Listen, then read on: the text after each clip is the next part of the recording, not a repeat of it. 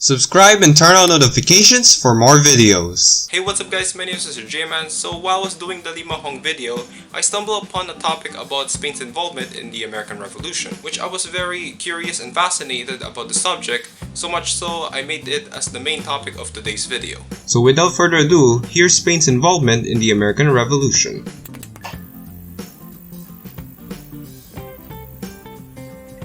So in order to know about Spain's involvement, I'm going to explain first the American Revolution for the benefit of those who are not aware of it. So the basic thing you need to know is that North America in the mid-18th century was occupied by three major colonial powers: Britain, France, and Spain. Following Britain's victory in the 7 Years' War, the empire took all of France's territories in the region, including Canada and East Louisiana, and was in a huge debt. And so, to fix this problem, the Parliament demanded tax to the American colony, which the American colonists were not happy about this decision because they weren't represented in the British Parliament. Tensions between America and Britain grew when in 1767 they started taxing tea, paper, and glass, which pissed off more American colonists and started to boycott British goods. This anger turned into violence when in 1770 a group of protesters were shot by British soldiers in Boston, killing 5 men. On December 16, 1773, a group of men known as the Sons of Liberty, disguised as Native Americans, boarded 3 British ships that were carrying shipments of tea and docked in Boston Harbor. They discarded 342 cargoes of tea to the open ocean. Outraged by what happened in Boston, the Parliament passed a series of acts known as the Coercive Acts to punish those who were against taxation and to maintain control of authority in Massachusetts. Because of this growing presence of British Parliament and troops in the colony, the head delegates of the 13 colonies, headed by George Washington, came together in Philadelphia to establish the Continental Congress and petitioned to end the tax policy, the removal of British Army without their permission, and the declaration of rights for the citizens of the colony. The British ignored the petition and implemented more restrictions, deployment of more British forces in order to seize an armed crate in the small town of Concord, Massachusetts on April 18, 1775. This alerted Paul Revere and other colonists and sounded the alarm to the local militiamen of the British arrival, leading to the Battle of Lexington and Concord, which started the American Revolution. So you might ask, what was Spain's involvement in America's independence? So after the end of the 7 Years' War, Spain lost Florida to the British, while France gave West Louisiana to the Spanish. During the chaos which erupted in British America in the late 1760s, Louisiana Governor Luis de Unzaga y Amezaga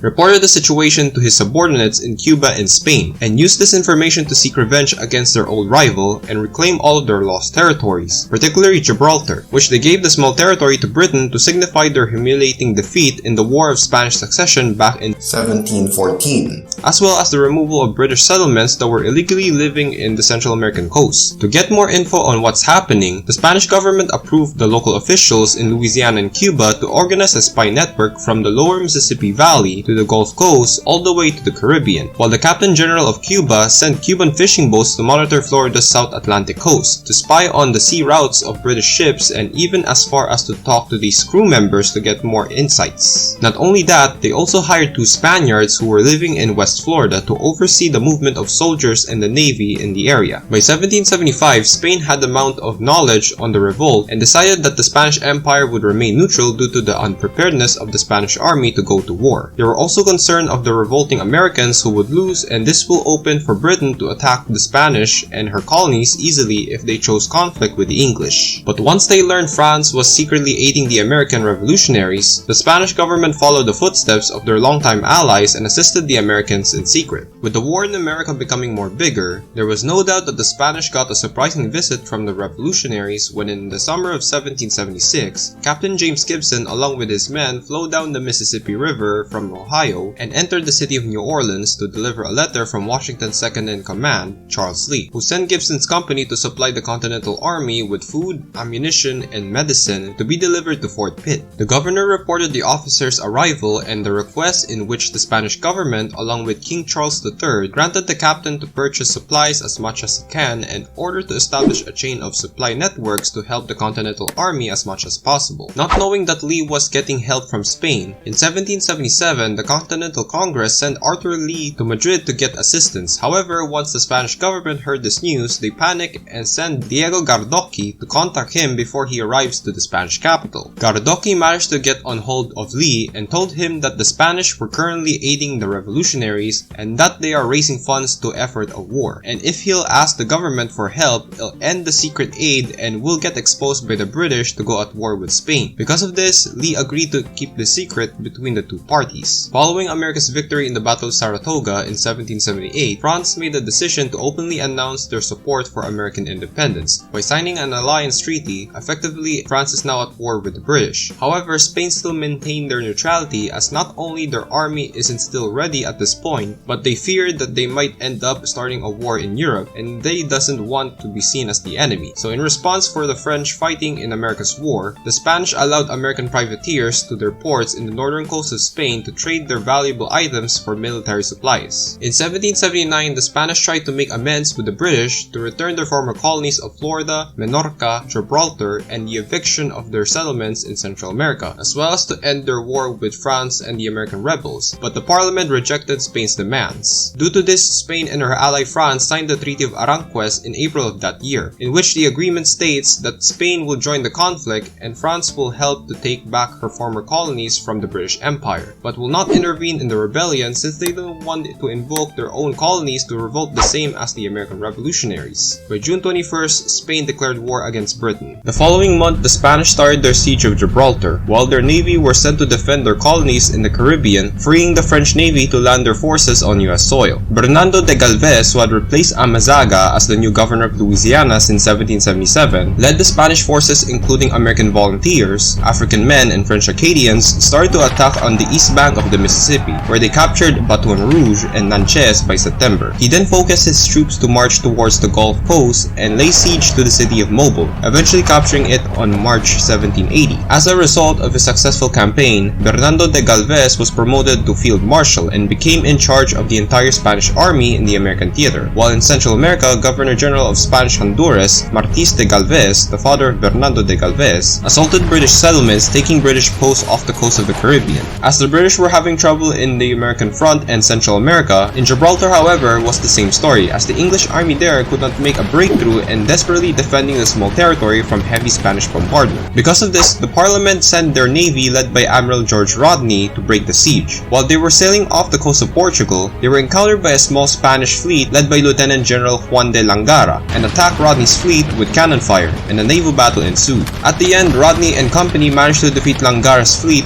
but lost 1/3 of his ships, and worse, his fleet wasn't able to break the siege, leading them surrendering to the more larger Spanish navy. 5 months later, the British deployed large fleet consisting of 63 ships to set sail to crush the French and the Spanish in the West Indies. However, due to the fleet's weak defenses, they were vulnerable from enemy attack, and that was the case when they were ambushed by a Franco-Spanish fleet led under the command of Lieutenant General Luis de Cordoba, and subsequently the fleet surrendered and the rest of the captured ships were sent to Cadiz, losing Britain's funds of £1.5 million to the fleet's establishment. Back in Spain, King Charles III called all of the Spanish colonies in the American continent to donate money for the war effort, in which many colonies such as California, Texas, Mexico, and Arizona donated for the cause, while churches in Toledo and Malaga also donated as well. Galvez moved further west into British Florida and spotted the capital Pensacola, and launched an offensive to take the town, in which the defending British forces surrendered 2 months later on May of 1781, and the good thing about this is the Spanish army prevented the Continental Army from British encirclement. They originally planned to reach the Atlantic coast and take the rest of East Florida, but this didn't happen due to Galvez's troops was needed to suppress a revolt that broke out in Colombia and Venezuela, thus ending the American campaign. After the Royal Navy lost to the French Navy at the Battle of Chesapeake Bay on the 5th of September and desperately needed help, the British Parliament attempted to drag other European monarchs into the conflict by offering Minorca to the Russians, but this was prevented with the arrival of the Franco-Spanish fleet in the island and bombarded the British defenses, combined with the Spanish residents rejecting to protect the island, which led to its capture. While in May the following year, the British colony of Bahamas was invaded and taken by Manuel de Gagigal and his men with little resistance. However, it turns out that this was not part of Galvez's plans. So as a result, the joint plan of Spanish and French invasion of British Jamaica was scrapped and sent reinforcements to the Bahamas. Although the Spanish had a huge success over the British in land and naval battles, they failed however to capture captured Gibraltar from the English, mainly from the Moroccan smugglers aiding the British across the strait with food and supplies, to defend Gibraltar Strait for over 4 years, making this as the longest military engagement in the American Revolution.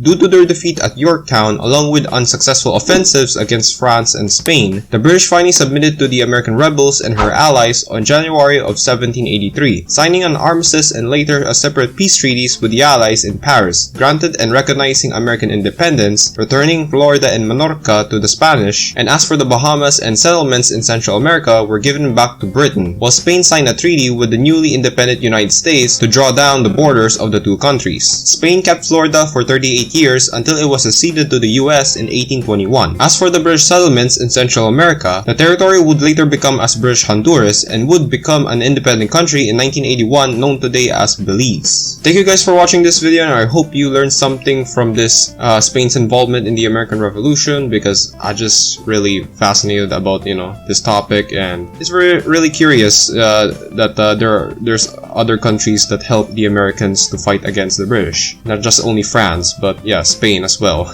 But yeah, be sure to like, subscribe to this channel, turn on notifications, and don't forget to follow me on Twitter, Facebook, and also be sure to check these videos that are popping right now in the screen. And yeah, thank you guys for watching, stay safe, and yeah, see you guys in the next video. Peace out, bye.